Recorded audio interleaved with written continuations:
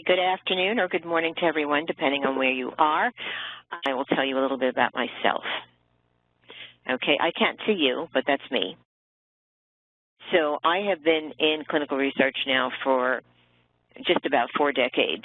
So I started out in academia in New York City, where I'm based, a coordinator basically, and then went from a coordinator to a research site manager.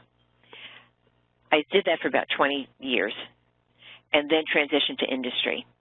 And my first job was as a monitor, then I was a study manager, had a variety of roles in industry, site selection specialist, always did some sort of training, always involved with good clinical practice. In fact, helped develop the first GCP course for academia in New York for Columbia Presbyterian Medical Center.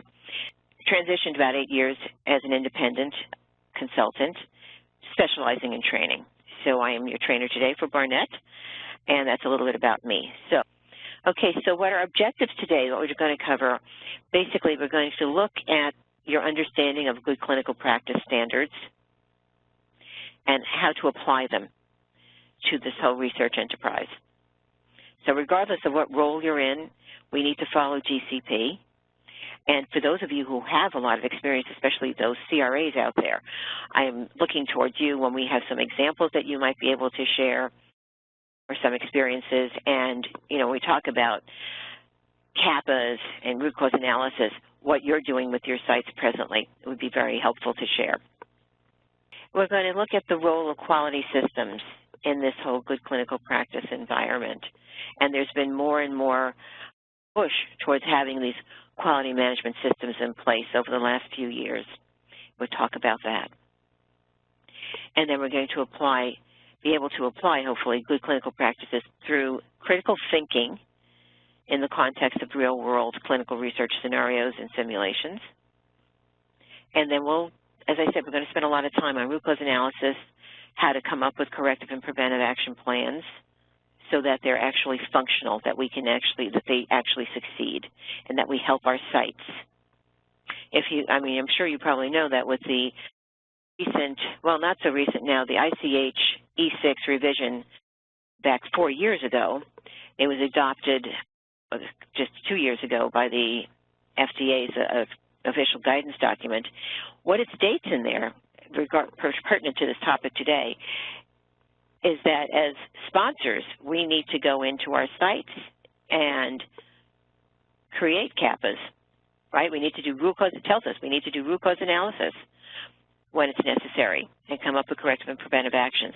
So it's actually sort of guiding us in that direction that we need to do that. So we need to know how to do it so that we can help facilitate this at the site and work with our sites.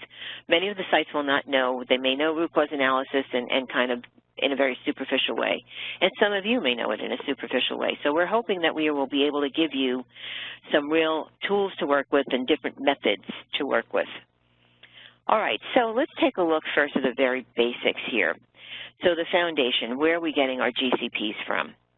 So we can dig back, and I'm sure most of you have had some sort of GCP training before you really took on the full job, especially those of you who are CRAs and CPAs.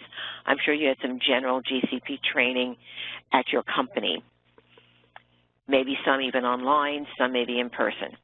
Okay, so we can talk about some of the ethical principles. We have our very basic foundations going back to the very beginnings of when we start mandating to have informed consent.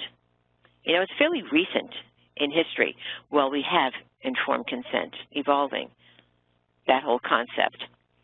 All right, when we think about the Nuremberg Code, anybody can tell me here, you can use the chat panel, where the Nuremberg Code comes from. How did that come to be? Can anyone chat in what events or event precipitated the Nuremberg Code?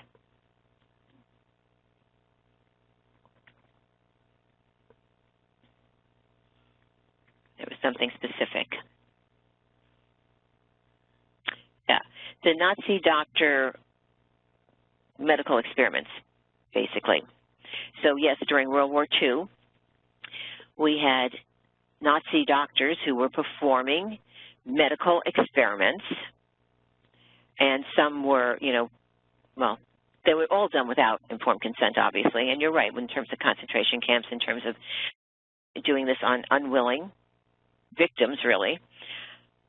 And so we had, after the war was over, we had the Nuremberg trials, and then the Nuremberg Code comes out of that, okay, where those Nazi doctors were put on trial for these war crimes, okay? So the Nuremberg Code emanates from that. Then we have the Declaration of Helsinki. Declaration of Helsinki, again, giving people the ability to choose whether or not they want to participate in a trial. Okay, you know, even research in this country, when we initially did research back, well, as far back as you can go, you know, research was done on slaves. Research was done on people who were not ever really given a chance to say, oh, yes, I want to participate, or what this is going to be about.